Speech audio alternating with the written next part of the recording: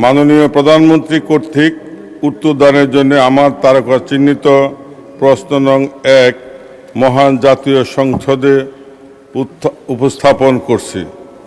মাননীয় প্রধানমন্ত্রী, অনুগ্রহ করিয়া বলিবেন কি, ইহা সত্য কিনা যে সম্প্রতি সময়ে আপনি জেলা প্রশাসক সম্মেলনে দুর্নীতি ও প্রশাসনিক সচ্ছলতার ব্যাপারে কড়া সতর্ক বার্তা সহ জনস্বার্থে অনেকগুলি নির্দেশনা প্রদান করিয়াছেন এবং ক প্রশ্নের উত্তর হাঁ সূচক হলে জনস্বার্থে আপনার উক্ত নির্দেশনাসমূহ কি কি? মাননীয় স্পিকার, আপনাকে ধন্যবাদ।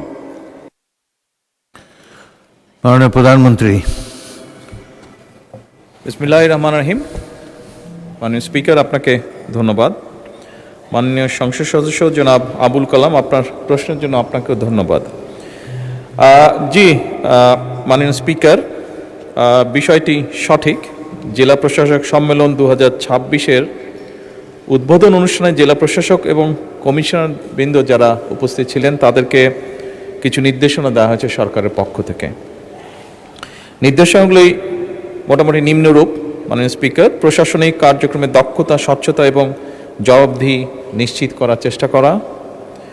একইভাবে দুর্নীতি একটি ব্যাধি যা সমাজের বিভিন্ন রন্ধে রন্ধে পৌঁছে গিয়েছে, এ ব্যাপারে যতটুকু দ্রুত সম্ভব, যতটুকু সম্ভব কঠোরভাবে প্রতিরোধমূলক এবং দমনমূলক ব্যবস্থা গ্রহণ করা। মাননীয় স্পিকার,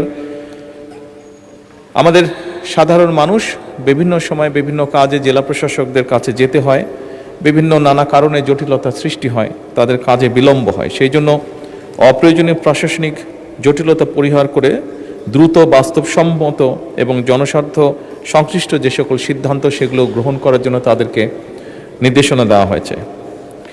একই সাথে মাননীয় স্পিকার, নিয়োগ, বদলি এবং প্রমোশনের ক্ষেত্রে মেধা এবং দক্ষতা এই বিষয়গুলোকে প্রাধান্য দেওয়ার নির্দেশনা দেওয়া হয়েছে।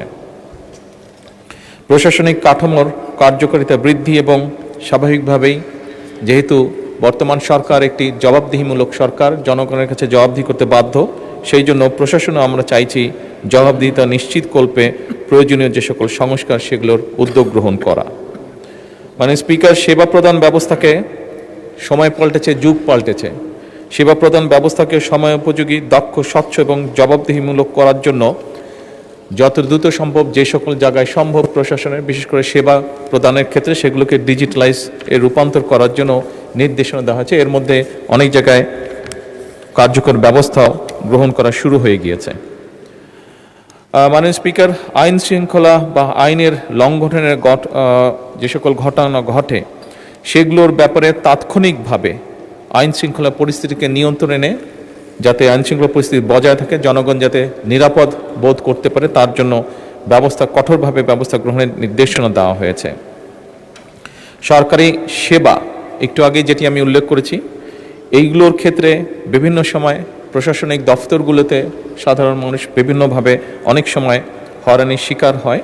এই হয়রানি মুক্ত করার জন্য এবং দেরি যাতে না হয়, যত দ্রুত সম্ভব মানুষটিকে একটা সহযোগিতা করা যায় এবং একই সাথে এগুলো যাতে অ্যাকাউন্টেবল বা স্বচ্ছ রাখা যায় সে ব্যাপারেও কঠোর নির্দেশনা দেওয়া হয়েছে। মাননীয় স্পিকার, ধন্যবাদ।